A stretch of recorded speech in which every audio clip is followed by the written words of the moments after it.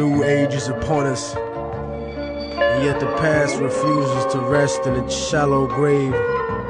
For those who hide behind the false image of the Son of Man shall stand before God, God, God, God, God, God, God. It has begun, the beginning of the end. Now going on 22 years of my life, studying the release, being able to see where these people literally copied, plagiarized directly from African people to make up this European version of Christianity. Yes, I'm saying a European version of Christianity because African people were Christians before white folks were Christian. In fact, we were persecuted for being Christians in Africa, in North Africa, long before the Romans were even Christians. We're going to deal with that. Christianity that existed in the Nile Valley. Also, what happened when Europeans got a hold of Christianity? And after all, what kind of Christians did they make us when they brought us over on the good ship Jesus, the grace of God, and the Holy Mary, the name of their slave ships?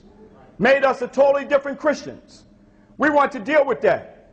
Here we see the Kandake's treasure is reading a Bible. And this is around 42 to 52 AD. And he's reading the Bible, and after he gets information from Philip, he goes south back into the land of Nubia or to the Christian nation of Meroe. Now that tells us that Africans along the banks of the Nile were already Christians before Romans were Christians, because this is around 42 to 52 AD. What gave rise to the Aksumite Christian civilization and Christian religion in Ethiopia was the fall of Meroe, and the Christian religion went into Aksum. The Ekfu, that is an Kushite symbol of the Meroe Ethiopians that go back thousands of years, that you see on the churches of Ethiopia. So the legacy and tradition is still passed down. Okay, now you see here this barbarian here that you may know as Hitler. He actually copied it directly. It goes all the way back to the Kushites, and also it was part of the Aksumites. The X had nothing to do with no St. Andrew's X. That is an African X that goes all the way back to the Kushites, who used the X for the resurrection of the body. It was called the caressing of the body. That goes all the way back to Asar, who came up out of Ethiopia, showing this is a caressing, where the idea of Christ came from, for the metamorphosis, for the spirit to leave the body, that I dealt with in Christianity last time. That's why in Ethiopia, you see the body wrapped up like a mummy. For a metamorphosis, like a caterpillar crawling on the ground, it forms into a cocoon. A metamorphosis takes place what? A butterfly. So it had nothing to do with a physical body, but a spiritual body is what the Kushites talked about. This is the largest rock monolithic church built in the world. It's built in the form of an ark, but it's a Christian church. But going inside, you see the beautiful angelical realm of the African angels that we haven't seen.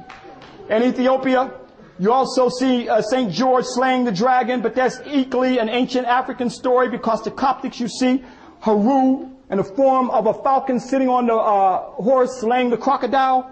But you go and see, when you look at this transition, as I show our groups in Kemet, to show it's been passed down from thousands of years, when Haru slayed the hippo, they represented Set. So it's an ancient African story that's passed down for thousands of years. It ends up in Christianity today. You finally reached the great and holy city of Aksum. Now we're here. You finally made it to the Aksumite Empire, or what was the seat of the Aksumite Empire. Of these great stelas are still here, and some of them have been dated back to 1,000 years BC, and some believed to be of King Azana around 325 AD, during the time of the Christian emperor that actually predates Constantine. And this one here, about 70 feet tall. I know we saw a lot in Egypt of the ancient monuments, but throughout the whole Nile Valley, we see ancient monuments that existed in the ancient Kushite civilization and the ancient Aksumite civilization. But this is one of the most impressive sites of these ancient stelas here, 13 stories high, and also has the door, symbolic door, as you saw in ancient Kemet, to show this is all part of the Nile Valley cultural civilization. And this chapel right here is where the Ark of the Covenant is supposed to be. Those of us who are familiar with the Ark of the Covenant, that's where you see the tablet or the 10 Commandments. The tradition of this ark is an ancient African story from the Nile Valley. It did not start in Jerusalem. It started in the Nile Valley. What we're looking at right here is the Ark of the Covenant. Again, we're using cartoons, animation, because nobody has been able to identify where the hell the Ark of Covenant is. Some people say it's in Ethiopia, but yet and still, we still have not physically seen this artifact. And it don't make no difference one way or another, but here it is. What I want you to focus on is the two angels with their wings touching. Where did it come from? Here you're looking at Isis and Nephthys, which are the protector goddesses of the great god Osir, and all of the deceased who went on into Amenta, which was the Egyptians' heaven. They were the protector goddesses that made sure that you made it to Amenta. Now what you're looking at again is another, of course, a copy. It is not the original of the Ark of Covenant. Again, it's showing the angels with their wings touching. Now what you're looking at again is an original right off of Tutankhamun's burial coffin. It shows again Nephthys and the great goddess Isis, who are protecting him on his way to Amenta, which is again the heaven for the ancient Nile Valley Africans. All right, brothers and sisters, as you can see, this is a most spectacular sight right here in Lalibela. This is one of the most famous churches. When we see pictures of Ethiopia, this is the one that generally stands out to the world. But it's definitely a most impressive. It's standing on its own rock. It's standing on their own living rock bed. If we can understand, relate to that, it's their own living rock bed that they actually used and carved it out. This was African ingenuity here that built these structures. When we go down and you're standing up on the hill, as magnificent as this is, as you can see it carved out of this rock bed here, but it's even going to be more impressive as you get further down into it. And here, when you go into Ethiopia, you see the Ark and you see the Black Madonna right here. The Black Madonna. After all, the Black Madonna is an ancient African, Cushite, Ethiopian Madonna and child that came up out of Africa over 4,100 years BC. That's the origin of it. I said, this is the origin of where it came from. You're an ancient people. Right here. Now this is the Black Madonna right here in Bethlehem. This is in the Church of the Nativity. Okay? This is the one in Bethlehem, the Church of the Nativity. Go look it up. It is nothing but a later variation of our Set and Horus. I'm sorry. That's evident, man. This is more ancient. The Nile Valley is so what we got to understand that really what we doing is nothing but what our fathers and mothers did, but we put our own spin on it. And the next generation coming after us gonna put a spin on this one, and the one that gonna put a spin, but it's always a core culture and practice of a people that stay the same. This is the same thing, but the oldest is that they come up out of the Nile Valley. That show you that a lot of what they call in Christianity is really Nile Valley science. In the early, up into 322 AD under Constantine, even though anything before 322 AD with Constantine, that's Nile Valley, that's an assault. Jesus ain't even on the scene yet. Exactly. They not taking it yet. Exactly. They still fighting them motherfuckers. Under Constantine is when it really was forced down our throat. That's when motherfuckers became Christians. Okay? We want to deal with the images behind closed doors in the cellar where the Pope secretly worships the Black Madonna.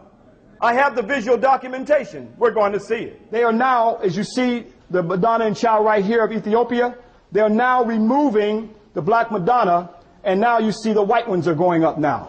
Keep in mind, it was the Jesuits. It was the Jesuits who came in, these religious gangsters who called themselves the Society of Jesus to try to bring in Roman Catholicism into Ethiopia. It was the Senyos who they almost converted. In fact, they did convert. It was his father, Fossil, I'll talk about in a minute, who was able to get these Jesuits out of Ethiopia to save the Orthodox African Christianity in Ethiopia. So many of the churches you see today have a white Madonna. This is showing where they're trying to, again, enslave Ethiopia to their Roman Catholicism. After all, when you go into Europe, they're worshiping a Black Madonna. That's why when the brother called out the Holy Mary, I had to say the black one.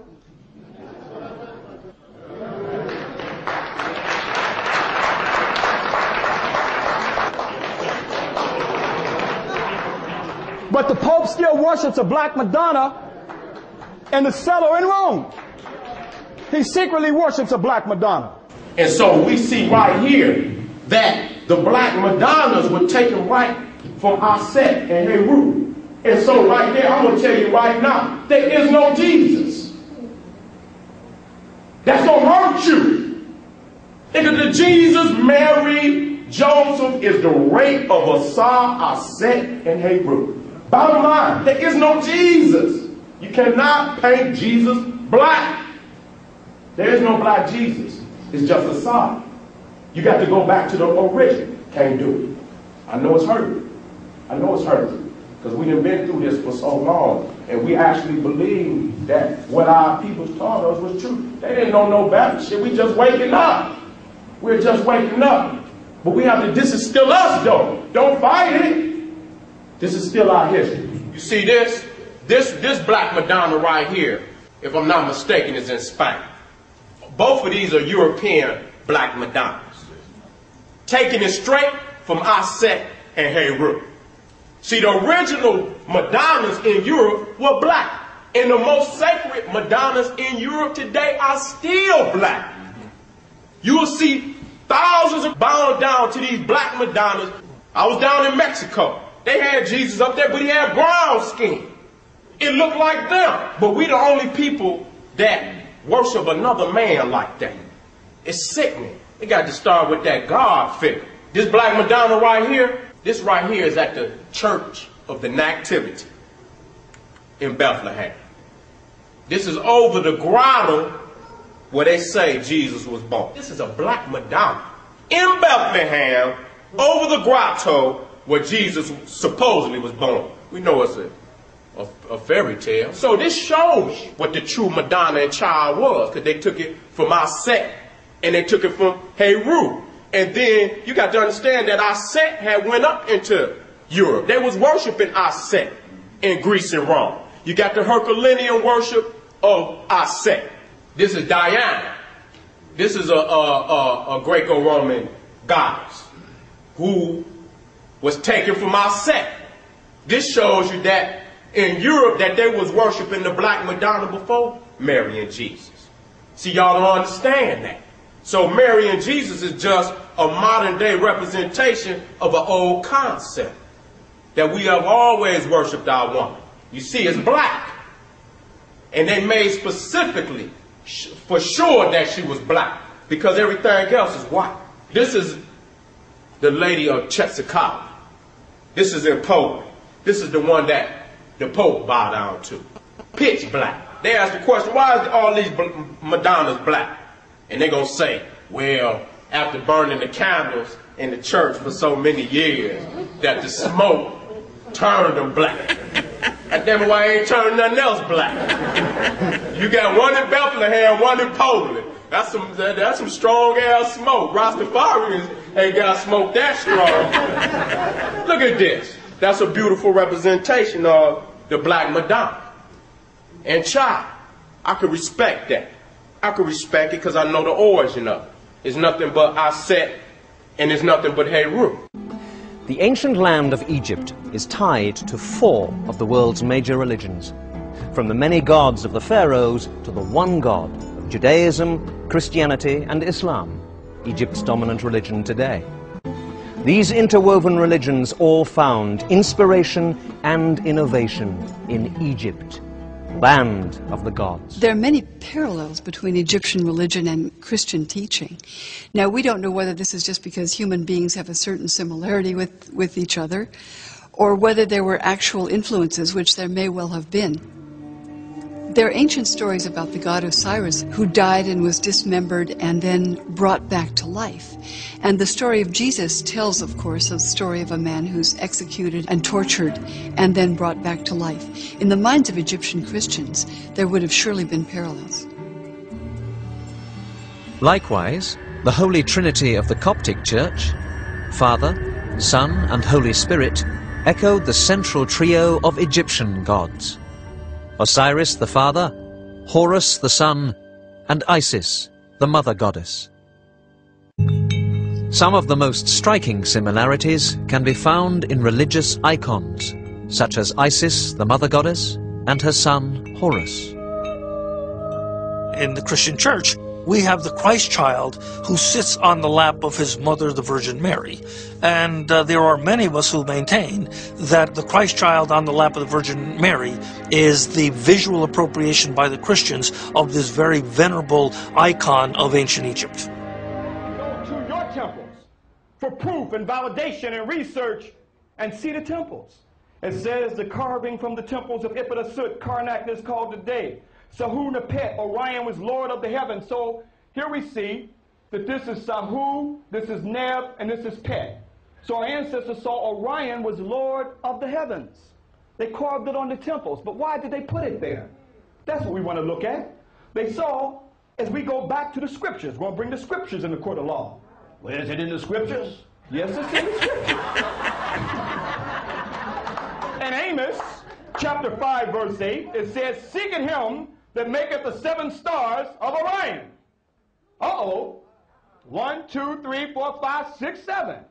Seeking him that maketh the 7 stars of Orion. Well, our ancestors saw that Asar, our spiritual father, and the Zep-Tepi, for our spirit to go back to him, to rise up our caress, we see 1, 2, 3, 4, 5, 6, 7, and the constellation of Orion long before it was in Amos and the scriptures was even in existence. This is the Zep-Tepi, or the first time of creation. Our ancestors saw through the constellation, through the heavenly body, through astrotheology, through the cosmos, the first divine mother and father for them to live for eternity. A set represented Sahu, called Ceres today, and Asar represented Orion. What are you looking at right now is the Giza Plateau, the pyramid of Khufu, Khafra, and Menkaure. And as you can see, it is aligned with the 3 stars in Orion's belt. Let us read. Our Father, who art in heaven, hallowed be thy name. Thy kingdom come, thy will be done on earth as it is in heaven. On earth as it is in heaven. Matthew 6, verse 9 through 10. Our spiritual mother and father that we carved on the temples. Here we see the earliest story of Asar, who had an evil brother named Set. Many versions of the story, who got 72 conspirators to crucify him. Here we see this is long before the Cain and Abel story. You got it carved on the temples.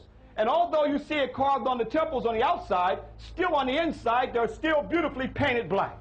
It's through this story of the union of Asar and Asar's resurrection, through the union of Asar and Aset, they have a holy child. It's told on the papyruses where the name paper came from. We see Tahuti, we did not worship animals, but Tahuti, the divine nectar, the messenger corresponding to Gabriel in the gospel, announces to the goddess Aset that she give a divine immaculate conception and virgin birth. So here you had this spiritual story where Tahuti came, who was a spiritual law, said Aset would have a holy child. This is long before Gabriel, the angel of the Lord, came through the back door and told Mary that she was going to have an immaculate conception. Now, our story was more spiritual because Tahuti gave the call, and Amun came to Asar and said that your wife Aset would have an immaculate conception. And so this is at Abydos. This is where you can see this. In most other temples, they done carved it all out. But this is Isis in the form of the falcon. She's receiving the holy sperm from Asar. You understand? This is through Amun-Ra. He didn't have one. So a spiritual phallus had been put in place so she can receive the sperm, and from that union came Haru. The Immaculate Conception. Right there. Fucking up your goddamn Christmas. Look at that. That's the queen. You see right there the throne, which is the symbol for Aset. Because the throne went through the woman. Unlike in the patriarchal system of the Hebrews, the Muslims, and the Christian, where it goes through the man. It goes through the woman in Africa. Your bloodline is traced through your mama. That is the purest bloodline. For the Lord God is a sun and a shield. The Lord will give grace and glory. No good thing will be withheld from them that walk uprightly. Psalm 84:11. For the Lord God is a sun and a shield. You see the shield? See the sun? Okay then. Okay? But unto you that fear my name shall the Son, in this instance, capital, of righteousness arise with healing in his wings, and shall go forth and grow up as calves of the star. Malachi 4:2. Go look it up. Go look it up. But unto you that fear my name shall the Son of righteousness arise with healing in his wings. Somebody been stealing.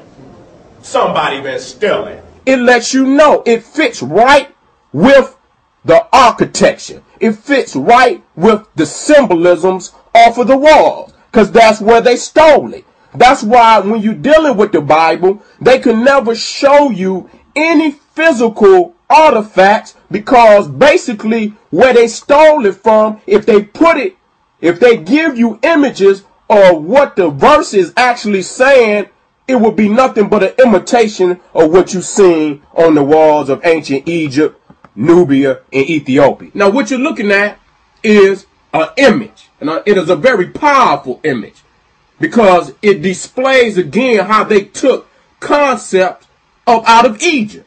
It speaks, even though I walk through the valley of the shadow of death, I fear no evil, for you are with me. Your rod and your staff, they comfort me. Psalm 23, verse 4.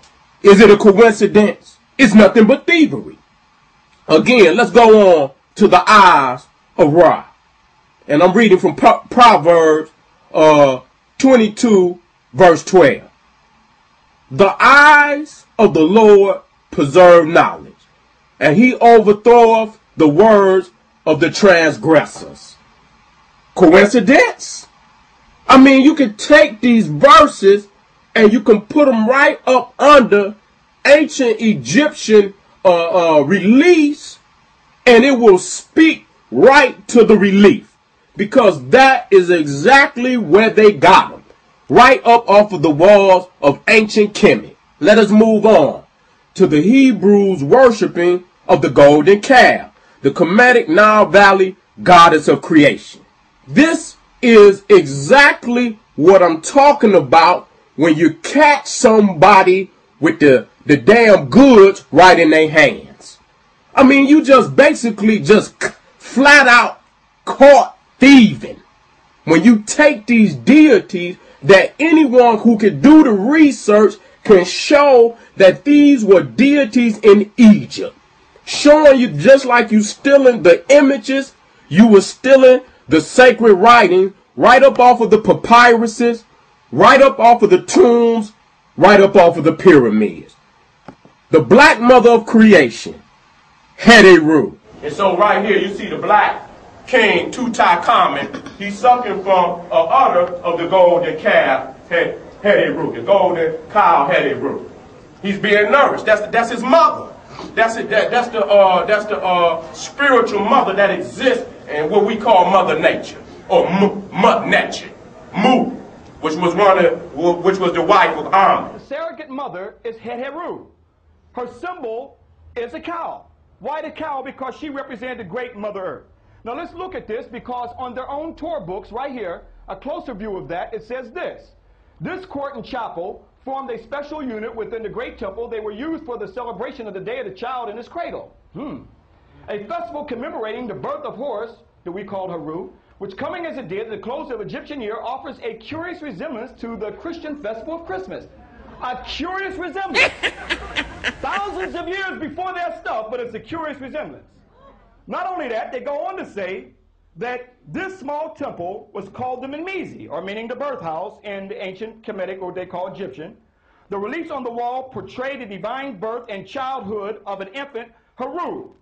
Now here we see the rites which related to Horus, Osiris, Horus, the father, and his death. This is where we get the Father, the Son, and the Holy Ghost from. And this early trihood of Asar, Aset, and Heru, brothers and sisters. On these temples you see Heru. She was a Tanihisian, or what is known as a Nubian goddess that came up from the south. Why did they got Hathor, or Heru, that our ancestors called him, over the European Jesus? Is that animal worship going on in the manger? Let's go after this now. See the cow Hathor over the European Jesus? Our ancestors always placed Hathor over the Pharaoh to rule because he was the divine king. He was called the King of Kings, the Sarah, the Son of God. Every king or sultan represented that this was the surrogate mother was Hathor and her symbol was the cow. So every sultan king was the Haru king who was protected by the Holy Mother, and her name was also Mary, meaning love that was changed to Mary. By the way, you shouldn't say love. That's white folks' term. Okay? We call it Murray, that they corrupted it into Mary. That's literally a copy off of your tombs thousands of years ago, where you see the cow was always over the Haru king, as you see the cow over the white Jesus. Now, you're looking at the Gospel of Judas, 260 AD. You can go read the National Geographic. They found that right there. That's in Upper Egypt. That's Nubia. That's Nubia. And then you got the Nag Hammadi Gospels. You can get that down at True Bookstore also. The Nag Hammadi Gospel from the Gnostics. You understand? The fact is, it's written on papyrus. That's what the oldest manuscripts of Christianity is written on. It's written on papyrus, an indigenous plant that come up out the Nile. If they had not come into Egypt, the Hebrew wouldn't even know how to damn write. Hebrew wouldn't even know how to damn write. Damn right. Damn right. What do you see on this Gospel of Judas, 260 AD? You see the Ankh. You see the Ankh still on there. That's because they was taken from the scrolls of ancient Egypt. I know it hurt you. It should. So you got to see the evolution of the book. The early books was written on papyrus. Papyrus comes from Kemet. Right. It's an indigenous African plant. That show you right there where they got their origins from. Tell me nothing about no damn Christianity. That's some Johnny-come-lately philosophies that they took up out of the ancient Nile Valley teaching. Joshua, late Egypt, 2nd century. What I want y'all to notice is on papyrus. Again, Bible, Egypt, Matthew, Egypt, first half of the 4th century. And it says, unique texts of the gospel, 8 chapters, are the earliest known of this part of the Bible, coming up out of Egypt. Earliest known. It's on papyrus, Leviticus, Egypt, late century. What I'm showing you is this is where they translated or stole what you call the earliest works of the Hebraic religion, Christian religion. They were stealing that shit up out of the temples in ancient Kemet and converting it. And so this one says the oldest manuscript of this part of the Bible, Leviticus, Egypt, late 2nd century. This is out of the Scoin collection. And you can go look that up. The Scoin collection. The oldest manuscript of Jonah and 1 Peter. Egypt, 3rd century. This is what I'm showing you. These is the oldest ones. These are the oldest parts of the goddamn Bible. This is 3rd century in Egypt. Now you look here at this church. It's either D.C. or it's Philadelphia where this church is. You can see they still got the ark. It's nothing but our Holy Family. This is the Holy Family, the womb, the phallus, and the feminine and masculine attributes. That's life. Ain't no life without that. Fucking your Christmas up. The Aquarian Gospel of Jesus Christ, chapters 20 through 44, were taken from the text known as Unto Thee I Grant. Now let's go into chapter 55. Jesus passes the 7th brotherhood test, and in the purple room of the temple receives the 7th, the highest degree, the Christ. He leaves the temple a conqueror. This is in Egypt. This is in Egypt. This is where he receives his 7th, the highest degree of Christ. He receives it in Egypt. Why is this not taught? Let's go into chapter 54. That gives the clear reference of what I'm talking about. Jesus becomes a private pupil of the Hierophant and is taught the mysteries of Egypt. In passing the 7th test, he works in the chamber of the dead. In Egypt, not Canaan, not Mecca, not Morocco, not America. Egypt is where he receives his degree of Christ. Plagiarism. Upon your brow I place this diadem In the great lodge of the heavens and earth, you are the Christ. In Egypt. Spirituality is a way of accepting the fact that there is a spiritual force in the universe larger than all of mankind. But someone had to come along and invent a word called God. And someone had to say of another God and say, mine is better than yours. And someone had to create faith. Someone said, I have the true faith. Religion is the organization of spirituality into something that became the handmaiden of conquerors. Nearly all religions were brought to people and imposed on people by conquerors and used as the framework to control their mind. My main point here is that if you are the child of God and God is a part of you, then in your imagination, God's supposed to look like you. And when you accept a picture of the deity assigned to you by another people, you become the spiritual prisoners of that other people. The representation of God should always be the great. It should always be the black, because it can produce all things. The representation of God should always be the great. It should always be the black, because it can produce all things. The representation of God should always be the great. It should always be the black, because it can produce all things. The representation of God should always be the great. It should always be the black, because it can produce all things.